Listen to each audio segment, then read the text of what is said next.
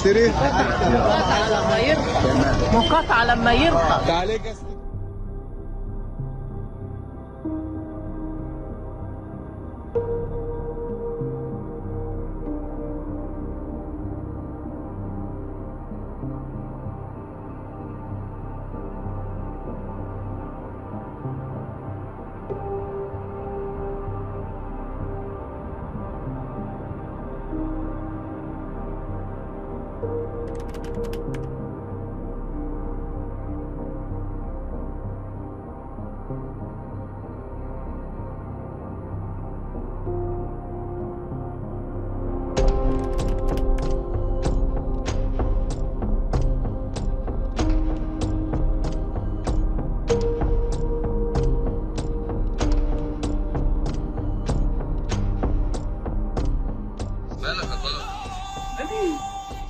انا مش لاقي حد بالي.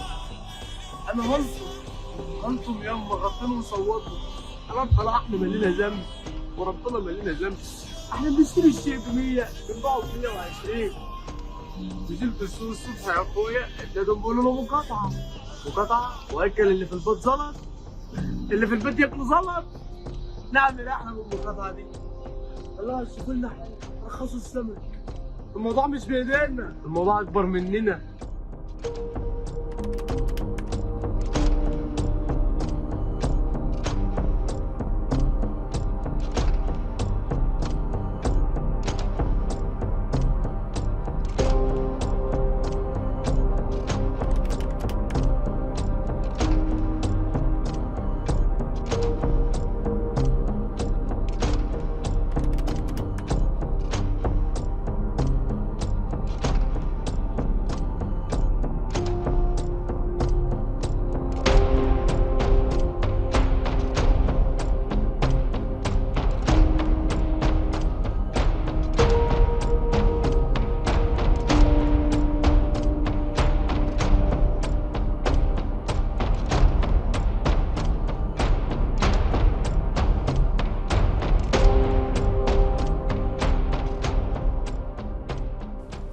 وكعادة الرئيس السيسي عندما يخرج عن الكلمة المكتوبة، وده يعني بتبقى اللغة اللي الناس بتحبها منه دايما، قال لهم أنا عارف إنه في زيادة في الأسعار. قال الحاجة اللي غليت شكرا مش عايزينها.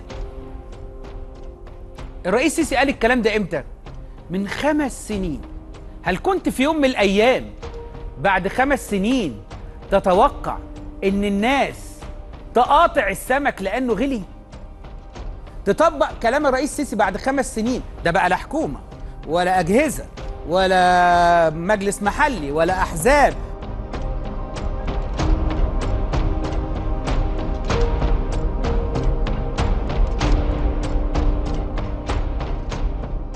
برضو الأسعار عايزين تسيطروا عليها.